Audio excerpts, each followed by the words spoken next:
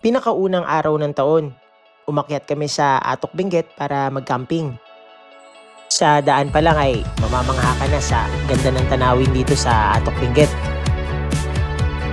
Bukod sa kabundukan, kahit saan ka lumingon, puro berde ang makikita. Pumunta kami sa Goat Cliff Adventure and Camping.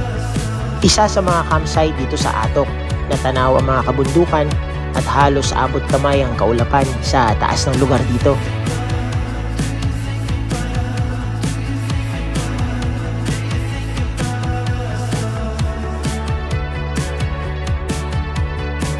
Naganda na rin kami ng panggatong dahil malala daw ang lamig dito pag sapit ng takip silim. Madalas ko marinig pag may magandang lugar ay parang nasa iba kang bansa.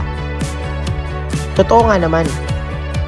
Pero mas maganda pa rin siguro sa susunod kung sasabihin natin, maganda talaga dito sa Cordillera. Ang ganda ng Pilipinas.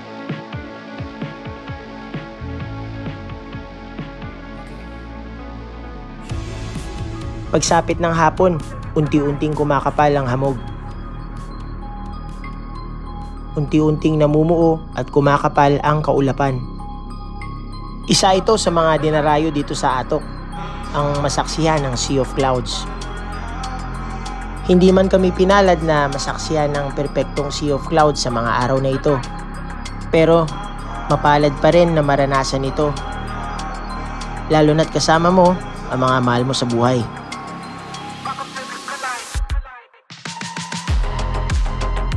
Pagkatapos ng pamumuo ng hamog, nagbabadya pala ng malakas na ulan.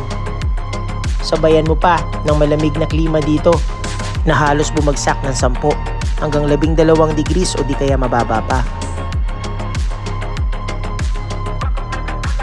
Pagsapit ng umaga, habang mahimbing pa ang tulog ng mga bata, nagsiga kami ng mga kahoy dahil sa sobrang lamig ng klima dito.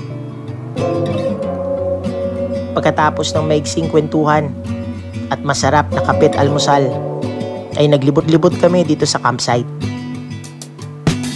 Nakakatuwang isipin na sa Pilipinas pa lang, makakaranas ka na ng ganito kagandang tanawin.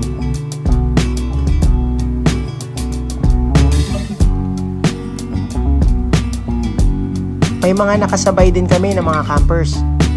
Kanya-kanyang pwesto dahil malawak naman ang campsite. At may nakilala din ng mga bagong kaibigan, kagaya ni Angelo at Vanessa. Kasama ang mga anak nila na si Zaira at Zavi. Sana magkita tayo ulit, kaibigan.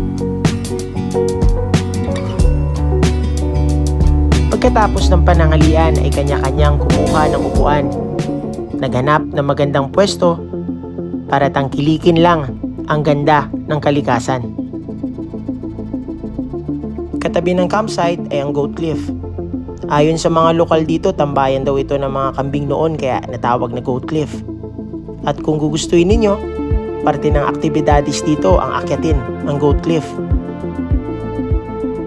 Madali lang naman ang tatahaking trail at kumpleto naman sila sa safety gears at harness para maiwasan ang aksidente. At pag nakarating ka na sa tuktok nito, bubungad sa iyo ang ganito kagandang tanawin.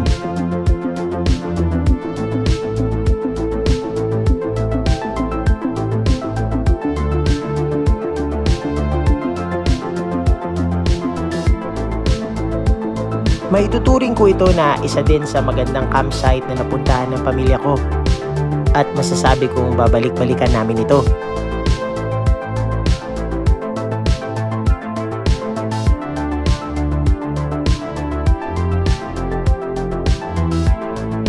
Tayo ay pinagpala ng magandang kalikasan. Bukod sa pag-alaga natin dito, ay kailangan din natin paglaanan ng oras para tangkilikin ito. Kung umabot ka man sa dulo ng kwento ko, kita tayo ulit sa susunod.